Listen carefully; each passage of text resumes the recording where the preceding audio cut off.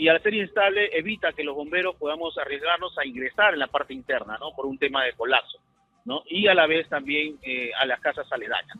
Eso nos impide un poco que podamos llegar netamente al foco.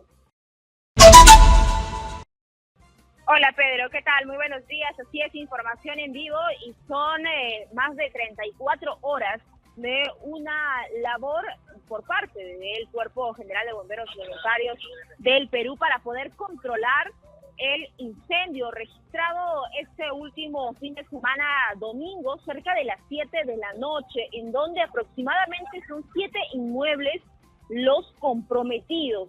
Es importante señalar que entre estos 7 se encuentran 2 grandes edificaciones que eran utilizados como almacenes clandestinos. La información actualizada a esta hora de la mañana, 6:44, es que este incendio ha sido confinado, mas no controlado. Todavía faltarían algunos días para que finalmente los bomberos puedan atender y finalizar esta emergencia. Me encuentro en estos momentos con el comandante a cargo, el brigadier Carlos Romero. Bienvenido, Exitosa. Coménteme, ¿cómo va la situación? Exitosa. Buenos días.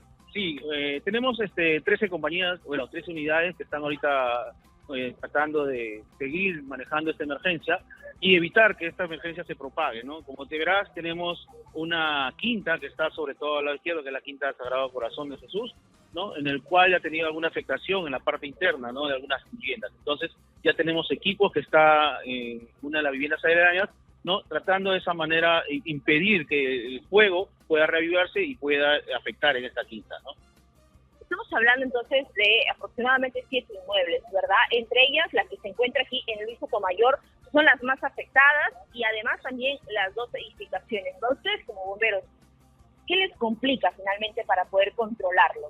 Bueno, la estructura, más que todo la estructura, ya que ha sido sometida, ¿no? La intensa temperatura y también al agua, por lo que mismo estamos trabajando, entonces eso hace que la estructura sea un poco inestable.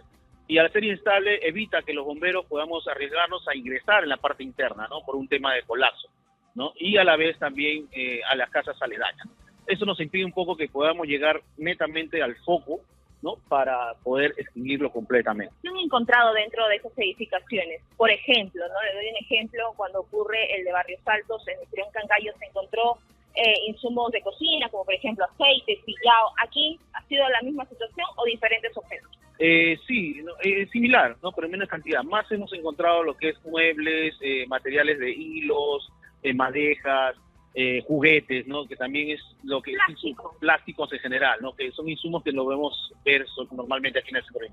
Es bastante complicado que pese a que se había declarado pues una situación intangible, que no iba a funcionar más estos almacenes, sigamos viendo la misma situación y esto los pone en riesgo ustedes. Definitivamente, ¿no? Esto pone en riesgo a nosotros que vamos a intervenir en este tipo de situaciones y sobre todo a las familias, ¿no? Que están cerca alrededor de estas edificaciones como almacenes, ¿no? Ayer se hablaba de la falta de agua, hoy. Afortunadamente tenemos el apoyo de Sedapal, ¿no? Nos está apoyando en este momento con unas 5 cisternas que están rotando en los 3 puntos de abastecimiento, ¿no? Que tenemos para cada unidad y tener agua constante. Asimismo también, ¿no? Cisternas del Cuerpo Bombero también. Importante, brigadier. ¿Cuánto usted estima de que podríamos hablar de 1, 2, 3 días sin una información exacta? Pero ustedes como bomberos que han estado trabajando estos días, ¿podría extenderse más de 3 de repente? Podría ser.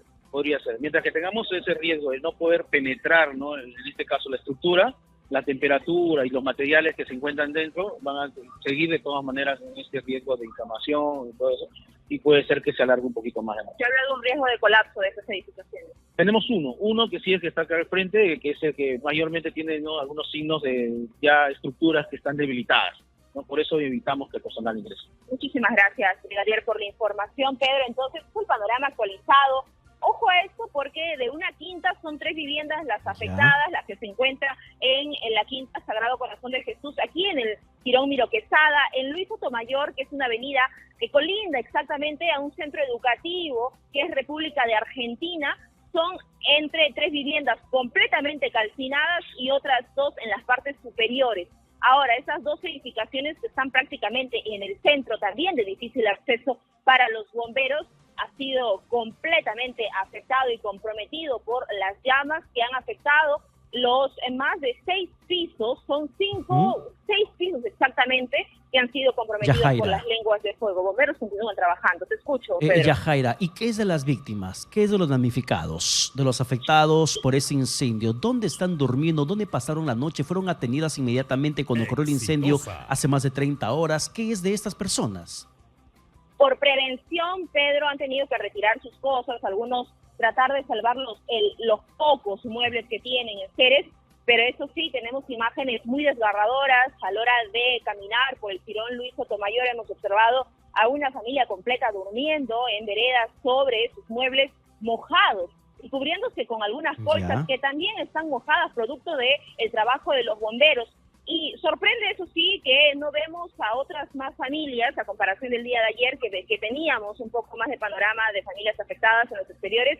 El día de hoy la situación no es igual, vemos menos. Aparentemente habrían sido trasladados, pero información concreta hasta el momento no tenemos, porque son muy poco personal de la Municipalidad de Lima que está en este lugar. Posiblemente los habrían retirado a un lugar seguro, pero hemos observado entre 1 o 2 familias descansando en las veredas sobre esos muebles, y es el panorama prácticamente de lo que se está viviendo.